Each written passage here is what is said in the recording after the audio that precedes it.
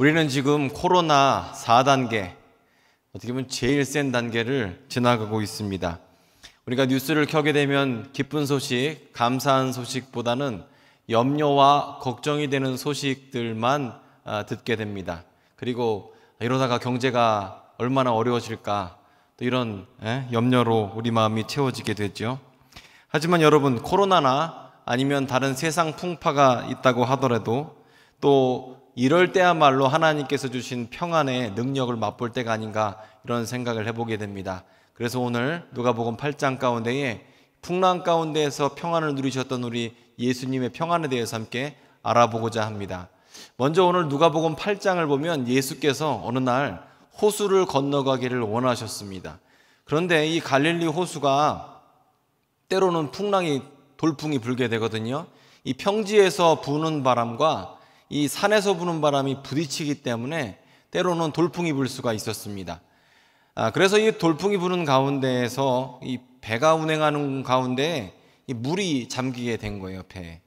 그리고 어부였던 제자들, 전직 어부겠죠? 전직 어부였던 제자들이 열심히 이 상황을 헤쳐나가고자 해도 상황이 하나도 좋아지지가 않았습니다. 그래서 이때 제자들이 예수님을 깨우기 시작했습니다. 자, 그리고 예수께서 일어나셔서 풍랑을 잠잠하게 하시고 또 자신이 하나님의 아들이심을 드러냈다. 이게 바로 오늘 누가복음 전체 본문입니다. 자, 저는요, 오늘 이 누가복음 8장 본문이 우리의 인생을 상징하는 것은 아닌가, 이런 생각을 해보았습니다. 우리가 흔히 인생에 대해서 인생은 바다, 고해, 쓴 바다를 건너가는 배와 같다, 여행길과 같다, 이런 비유를 하거든요. 정말 인생은 바다를 여행하는 배와 같아요. 그런데 바다를 여행하다 보면 좋은 일만 있는 것은 아닙니다. 예상하지 못한 바람이 불기도 하고, 폭우가 오기도 하고, 풍랑이 오기도 하고, 태풍이나 여러 가지 어려움을 겪을 수도 있습니다. 그래서 꼭 이 배를 타고 호수를 지나가는 이 모습을 보면서 우리 인생길이 아닌가, 우리 인생처럼 이렇게 갑작스러운 어려움을 당하는 그런 우리 인생길이 아닌가라고 생각을 해보게 됩니다. 자, 그리고 또 이 배라는 존재는 물에 둘러싸여 있게 되거든요. 그런데 꼭 보면 이 물에 둘러싸여 있는 배, 이걸 보면서 꼭 우리의 인생 같아요. 이 물이라는 것 자체가 배한테 치명적이거든요. 이 물이 배 안에 들어오면 큰 문제입니다. 배가 가라앉게 되거든요. 그런데 물이 배 밖에 있으면, 즉 배가 물로 둘러싸여 있으면 배는 괜찮습니다. 문제 없어요. 근데 그 물이 배 안에 들어오면 문제예요. 인생도 비슷하잖아요. 문제로 둘러싸여 있는 것은 괜찮아요. 그런데 문제가 내 인생 안에 들어와 버리면 그러면 가라앉게 되는 거예요. 우리는 항상 문제가 있습니다. 경제적인 문제, 관계의 문제, 건강의 문제, 부모 자식 간의 문제, 여러 가지 문제가 있습니다. 걱정거리가 있어요. 그 걱정거리로 둘러싸여 있는 것은 그건 문제가 안 돼요. 하지만 그 걱정거리가 내 안에 들어와 버리면, 인생에 들어와 버리면 그거는 참 큰 문제가 되는 거죠. 자, 그래서 우리는 문제를 내 안에 들어오지 않게만 하면 문제가 없어요. 배처럼 물이 배 안에 들어오지 않게만 하면 배는 물 위에 뜨게 되거든요. 그러면 항해할 수가 있게 되는 거죠. 자, 그래서 우리가 담아야 할 것은 무엇이냐 그러면 우리 배 안에는 예수님을 담아야 되고, 담지 않아야 될 것은 무엇이냐 그러면 문제를 우리 인생에 담지 않으면 우리는 항해를 잘할 수 있다. 이것이 일단 첫 번째 영적인 교훈입니다. 그런데 여행 가운데에서, 이 배로 하는 여행 가운데에서 예수께서 피곤하셨던 것 같아요. 배에 타고 얼마 안 있자 예수께서 주무시기 시작합니다. 근데 광풍이 불기 시작했어요. 자, 예수께서 어떻게 주무실 수 있는가? 첫 번째로 예수께서 주무실 수 있는 이유는 평안했기 때문이죠. 우리가 잠을 잔다고 하더라도 불안하면 못 자잖아요. 불안하면 못 자요. 뭔 일이 터질 것 같으면 못 자요. 그리고 위층에서 뛰어도 못 잡니다. 밖에서 시끄럽게 사이렌 울리고 해도 잠자기가 쉽지가 않죠. 그래서 바싹대고 막 왔다 갔다 하면 우리가 잘 수가 없어요. 그리고 마음에서 그런 소리가 들려도 제대로 쉴 수가 없습니다. 예수께서 이렇게 평안하실 수 있는 이유가 왜 그럴까요? 주무실 수 있는 이유는 평안했기 때문이고 평안한 이유는 왜 그럴까요? 예수께서는 평안하실 수 있는 이유가 있었는데 첫 번째로 예수님은 하나님이 이 세상을 다스린다는 사실을 믿었습니다. 마찬가지로 우리가 하나님이 우리의 삶을 다스리신다는 생각을 하게 되면 마음이 편안해집니다. 기쁨이 생겨요. 하나님이 다스리시지. 평안해요. 그러면 쉴 수가 있습니다. 여러분도 마찬가지죠. 마음 가운데 내가 이걸 줘야 된다. 내가 해결해야 된다. 이러면 못 잡니다. 근데 하나님이 해결하시지. 하나님은 능력이 많으시고 다스리시지. 이러면 우리가 쉴 수가 있어요. 그리고 두 번째로 예수께서 쉬실 수 있는 이유는 예수님은 삶의 목적에 또 삶의 이유에 대해서 알고 계셨기 때문에 그래요. 예수님의 삶의 목적은 메시아로서의 삶입니다. 즉 예수님은 우리의 죄를 위해서 십자가에서 죽으시고 우리의 다시 삶, 부활을 위해서 십자가 무덤에서 부활하시는 그 사명을 갖고 계신 분, 일을 갖고 계신 분이에요. 중간에 배에서 어떻게 되지 않는다는 겁니다. 즉 예수님은 하나님의 뜻을 알고 있었고 하나님의 나라를 전파하고 계셨고 하나님의 복음의 사역에 대해서 감당하고 계시기 때문에 그래서 평안하실 수 있는 거예요. 하나님의 일을 하기 때문에. 그래서 여러분 복음의 일을 하거나 하나님의 일을 감당하는 사람들은 평안이 있습니다. 왜냐하면 하나님께서 그 삶을 이끄시는 것을 알아요. 그래서 평안할 수 있어요. 자, 예수님을 모신 우리도 삶이 평안하려면 이 두 가지를 갖고 있어야 평안합니다. 첫 번째로 하나님이 다스리시지. 그래야 마음이 편해요. 두 번째로 하나님은 내 삶의 목적을 갖고 계시지. 예수께서 메시아로서의 사역을 감당하셨던 것처럼 하나님은 내 삶 가운데 목적을 두고 계시지. 이런 생각을 하고 있으면 예수님처럼 우리는 폭풍 속에서도 평안을 경험할 수 있습니다. 자, 그리고 이 배를 생각해 볼 때 우리는 배 안에 아무것도 없어야 평안하다라고 생각을 해요. 하지만 아무것도 없어지지 않아요. 자, 여기 이런 비유를 참 좋아하는데 여기 만약에 이 컵이 비었다고 생각해 보세요. 이 컵을 깨끗하게 공기를 빼내고 싶어요. 그럼 어떻게 해야 돼요? 여기다가 물을 채우면 돼요. 빈 컵을 물컵으로 만들면 공기는 다 나갑니다. 우리의 배에 문제가 가득한 배에 예수님이 가득 차면 우리 마음 가운데 평안이 있게 돼요. 문제를 바라보지 않고 예수님을 바라보면 평안하게 돼요. 우리 배 안에 폭풍 때문에 차오르고 있는 물이 아니라 예수님을 바라보면 평안할 수 있게 돼요. 문제를 빼내는 방법, 이 컵에서 공기를 빼내는 방법과 같습니다.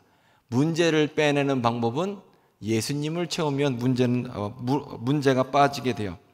그리고 폭풍과 광풍이 있다고 하더라도 우리가 하나님 말씀 안에 있으면 평안을 경험하게 됩니다. 우리가 경험하는 평안은 문제보다 크거든요. 문제보다 능력이 많기 때문입니다. 코로나 1단계에서부터 4단계까지 왔다 갔다 하다 또 뉴스를 보고 또 세상 사람들 힘든 얘기를 보고 있으면 마음에 힘이 빠지게 되죠. 그리고 내 삶을 보게 되면 이자 낼 돈도 없는 것 같고 우울한 것 같고 나도 코로나 걸린 것 같고 이 마음이 평안할 수가 없어요. 언제 좋아질까? 뉴스를 보면 답답하고 머리가 아프고 이런 생각을 하면 도저히 평안할 수가 없습니다. 그래서 우리의 삶은 빈배 만드는 걸 잘 되지 않아요. 내가 걱정하지 말아야지, 세상 걱정하지 말아야지, 건강 걱정하지 말아야지, 괴로워하지 말아야지, 생각을 비워야지, 이런 생각을 하면서 평안이 오지는 않는다는 거죠. 빈배가 만들어지지 않는다는 겁니다. 그런데 여러분, 우리 안에는 예수님이 계시고 예수님의 능력으로 우리는 평안한 사람들입니다. 믿으시기 바랍니다. 자, 주님께서 우리 가운데 계실 때에 약속하신 것이 있는데 그것이 바로 평안입니다. 예수님은 십자가를 지시기 전에 제자들에게 염려하고 걱정하지 말라고 그러세요. 평안을 주시겠다고 약속하셨어요. 예수께서 주시는 평안은 세상이 주는 평안이 아니다라고 약속해 주셨어요. 그건 경험할 수 없는, 세상은 알 수도 없는 평안이라고 말씀하셨어요. 예수님은 앞으로 다음날 무슨 일이 일어날지 알고 계시는 분이에요. 얼마나 매맞아야 할지, 십자가의 고통이 얼마나 아픈지 잘 알고 계셨어요. 그럼에도 불구하고 예수님은 하나님께서 주시는 평안이 있었습니다. 그리고 그 평안은 우리도 동시에 경험할 수 있는 평안입니다. 세상 것이 아닌 하나님에 집중하게 될 때 이 예수께서 주시는 평안을 우리도 누릴 수가 있어요. 하지만 우리는 예수께서 주시는 평안이 아니라 대부분 이렇게 오늘 말씀을 들었지만 집에 가면 또 걱정을 해요. 아이고 어떻게 될까? 아이고 이거 경제 어떻게 될까? 우리 사업체 어떻게 될까? 우리 직장 어떻게 될까? 그리고 어디 가면 불안해요. 밥 먹기도 불안해요. 커피 마시기도 불안해요. 돌아다니기도 불안해요. 자, 그런데 이 걱정이란 게 하나 유익하지가 않아요. 제가 좀 잘 연구를 해보니까요, 이 러닝머신하고 걱정하고는 매우 비슷하더라고요. 여러분, 요즘에 체육관 가면 운동할 때 러닝머신을 먼저 15분에서 30분 정도 뛰라고 하지 않습니까? 그런데 방역 수칙에 따르면 6km 이상 뛰면 안 된다고 합니다. 그 6km 이상 뛰시면 방역 수칙 위반으로 신고당하실 수 있습니다. 그러니까 오늘 요즘에 체육관에 가서도 6km 이상 달리기도 못해요. 그런데 여러분, 이 러닝머신과 걱정과 비슷한 점이 뭐냐면 러닝머신은 아무리 열심히 뛰어도 제자리라는 거예요. 그리고 걱정은 여러분이 아무리 밤새 열심히 해도 해결되는 것이 하나도 없어요. 걱정이 더 나쁜 이유는 러닝머신은 뛰면 살이라도 빠지는데 걱정과 염려는 아무리 해도 힘만 빠지지 살은 안 빠져요. 살은 그대로라는 거예요. 차라리 걱정하시려면 러닝머신을 뛰시는 게 낫습니다. 그러면 스트레스라도 조금 풀리게 돼요. 자, 우리가 염려와 걱정을 아무리 해도 해결되지 않고 불안만 생겨요. 내 안의 평안만 깨지게 됩니다. 그리고 또 연구를 잘 해보면요, 여러분들 걱정하시고 염려하시는 것이 굉장히 부분적이라는 거예요. 사람들은 자기가 걱정하는 것만 걱정합니다. 건강 걱정하는 사람은 건강만 걱정하고요. 자녀 걱정하는 사람들은 자녀만 걱정하고요. 경제적인 거 걱정하는 사람들은 경제적인 것만 걱정합니다. 직장 걱정하는 사람은 직장만, 사업체 걱정하는 사람들은 사업체만 깊이 묵상해요. 물론 여기 함정이 있습니다. 이 배라는 게 한 군데만 터져도 가라앉아요. 배 전체가 터질 필요가 없습니다. 한 군데만 터져도 배는 쭉 가라앉아요. 그런데 여러분, 여기에도 희망이 있어요. 한 군데만 터졌다는 얘기는 한 군데만 막으면 되는 거예요. 그게 또 희망입니다. 가라앉는 배는요, 전체가 무너지는 경우 별로 없어요. 한 군데 터지면 배는 쑥 가라앉거든요. 그러면 내 안에서 한 군데만 막으면, 그러면 내 인생도 소망이 있는 거죠. 그래서 그 한 군데 터진 구석, 약한 구석을 잘 메워야 됩니다. 뭘로 메우냐? 바로 예수님의 말씀으로 메워야 한다는 거죠. 걱정이 됩니까? 그때 그 걱정에 대해서 깊이 쳐다보면서 묵상해도 물은 계속 셉니다. 내 배는 계속 가라앉는 거예요. 앞으로 가지도 못하고 힘만 빠지는 상태가 되는 겁니다. 하지만 걱정이 될 때에, 염려가 될 때에, 그때에 하나님 말씀을 그 안에 메꾸면 되는 겁니다. 그러면 배에 물이 더 이상 들어오지 않아요. 내 배 안에 문제가 더 이상 들어오지 않습니다. 내 삶 가운데 말씀이 가득 차 있으면, 기도가 차 있고 찬양이 차 있으면 걱정은 동시에 되는 속성이 아니에요. 말씀이 있으면 걱정은 없어지게끔 되어 있습니다. 자, 그리고 오늘 여기 본문에서 나오는 이 풍랑에 대해서도 생각해 볼 필요가 있어요. 풍랑이 치면 굉장히 무섭거든요. 혹시 여러분 그 바다에서 배 타보신 분들 있을 겁니다. 잔잔할 때도 배가 풍랑이나 파도가 조금 쳐도 멀미가 나요. 근데 이 풍랑이 실제로 치면 너무너무 무섭지 않습니까? 근데 이 풍랑의 속성은 뭐냐면 아무리 광풍이 불고 태풍이 불어도 조금만 내려가면 그곳은 고요하다는 겁니다. 예전에 2011년도 쓰나미가 일본에서 있었을 때요, 표면적으로는 어마어마한 일이 있었지만 바다 가운데에서 잠수하고 스노클링이라고 하죠, 그런 거 하던 사람들은 전혀 지장이 없었대요. 왜 그러냐면 쓰나미가 오던 태풍이 오던 광풍이 불든지 물 조금만 밑에 들어가면 그 안에는 고요한 겁니다. 원래 그래요, 속성이. 즉 우리 삶 가운데에 문제가 있으면 대부분 다 표면적인 거지 속 깊은 문제가 아니에요. 여러분, 진짜 문제는 뭐냐면 영혼에 대한 문제겠죠. 우리의 구원에 대한 문제겠죠. 나의 삶의 소망에 대한 문제, 의미에 대한 문제겠죠. 이건 죽고 사는 문제니까. 그런데 대부분 걱정하는 건 그걸로 걱정하지 않습니다. 하나님이 날 사랑하시느냐, 사랑하지 않느냐, 이걸로 걱정하는 사람은 저는 거의 못 봤습니다. 우리는 대부분 표면적인 걸로 걱정해요. 이번 달 어떻게 될까? 이번 주 어떻게 될까? 내가 이번에 어디에 뭘 신청했는데 안 되면 어떡하지? 이번에 검사를 받았는데 결과가 잘 안 나오면 어떡하지? 이런 표면적인 것으로 걱정을 합니다. 하지만 여러분, 우리 삶에 있는 대부분의 문제는 깊은 문제가 아니에요. 정말 본질적인 문제가 아니에요. 자, 그러면 여기서 우리가 또 생각해 볼 게 있는 게, 이 풍랑이라는 것은 속성이 뭐냐면 막을 길이 없습니다.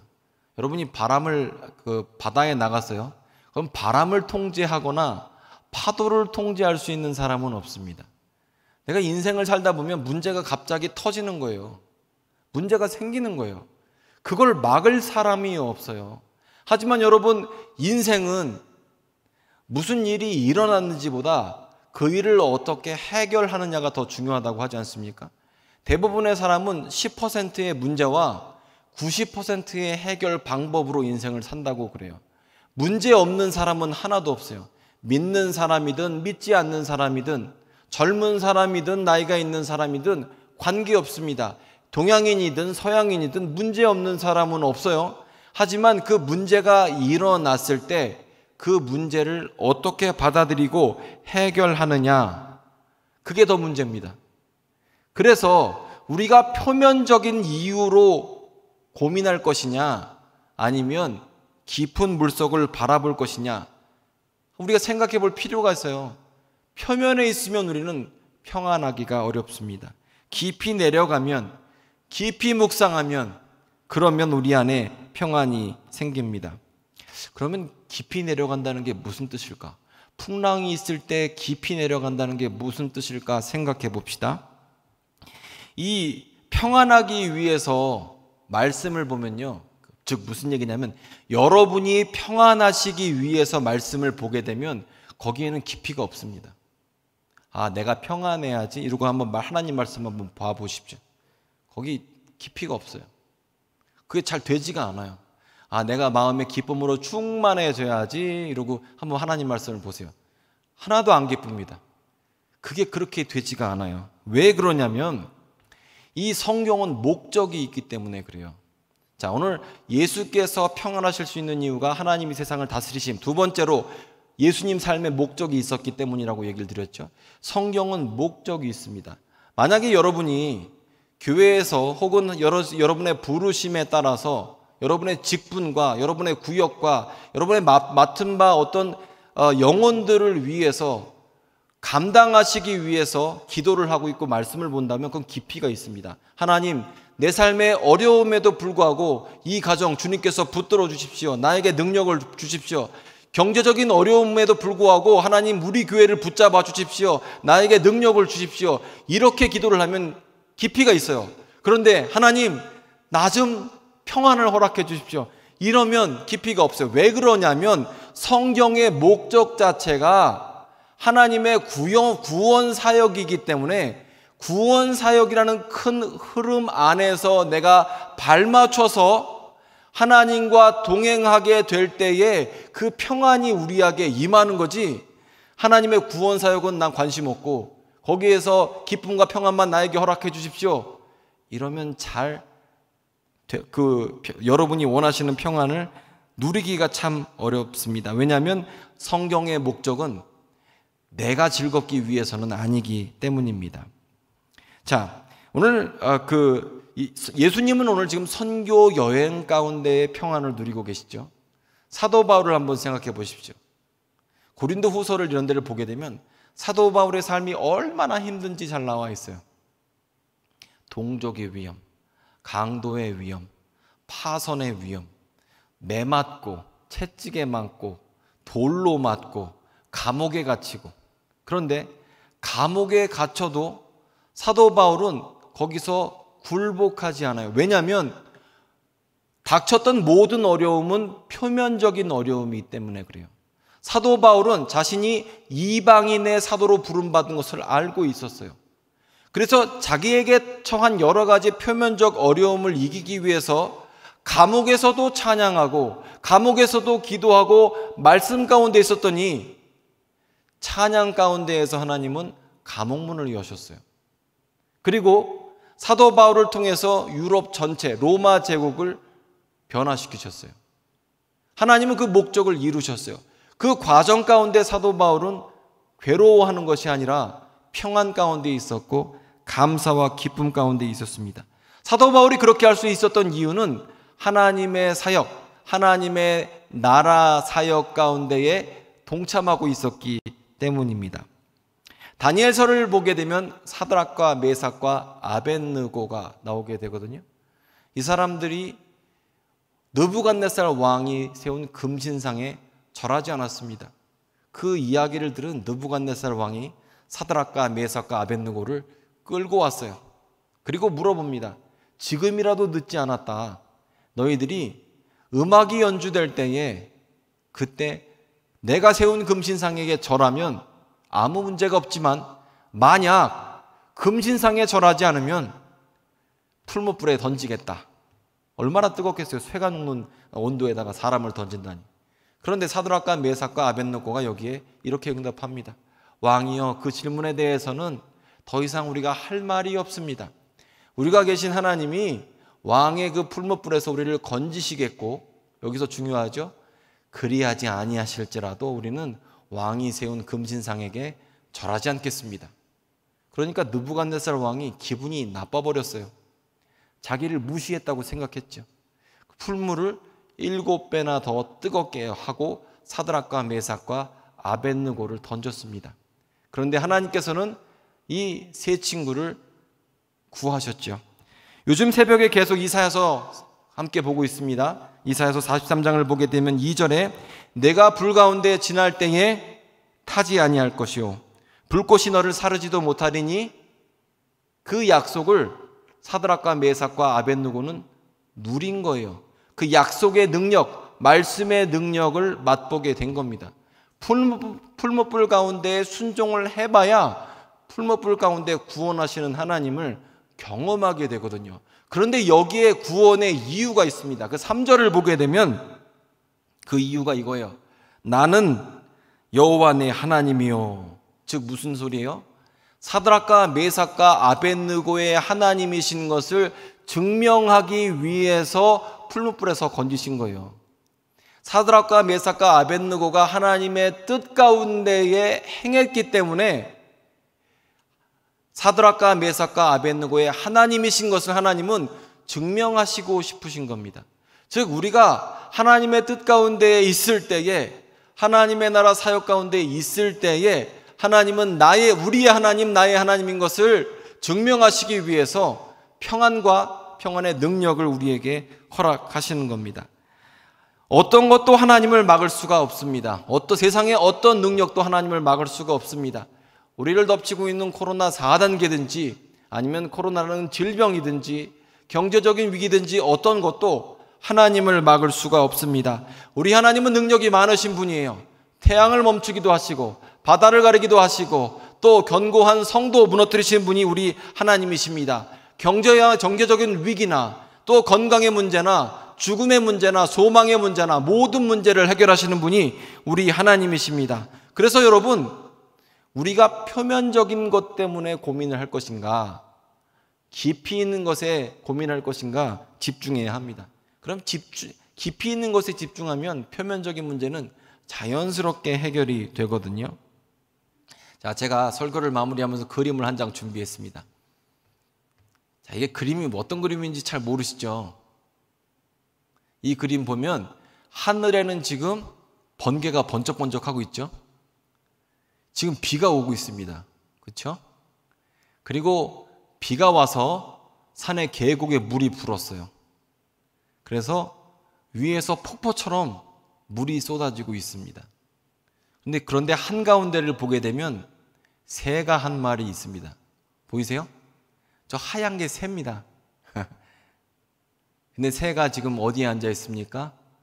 둥지 위에 앉아 있어요. 그럼 둥지 안에는 새의 새끼들이 있겠죠? 자, 이 그림의 제목이 평화입니다.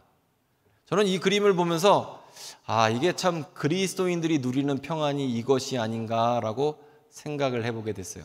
즉 무슨 얘기냐면 하나님께서 우리에게 주시는 평안은 마른 하늘에 햇볕이 쨍쨍 비치고 산들바람이 살살 불고 마실 물이 있고 먹을 양식이 있고 또 이런 가운데에서 아무것도 없을 때 평화가 아니라 오히려 하늘에는 번개가 치고 물이 불어났고 절벽 위에 앉아서 그리고 계곡 가운데에서 지금 어떻게 하지 못하는 가운데 어미가 그 새끼를 자기 아래 덮음같이, 그게 평안이라는 거예요. 하나님이 주시는 평안이 바로 이런 평안입니다. 자, 여러분, 우리 삶 가운데에 때로는 인생을 살다 보면 별의별 일들이 많이 있죠. 문제는 내가 만든 게 아니라 그냥 자연스럽게 터지는 거예요. 내가 컨트롤할 수가 없습니다. 그런데 그럼에도 불구하고 하나님은 우리의 하나님이시고 나의 하나님이시기 때문에 하나님께서 십자가 그늘 아래 우리를 품으시고 하나님의 은혜의 장중, 우리의 은혜의 손안에 우리를 품어 주십니다.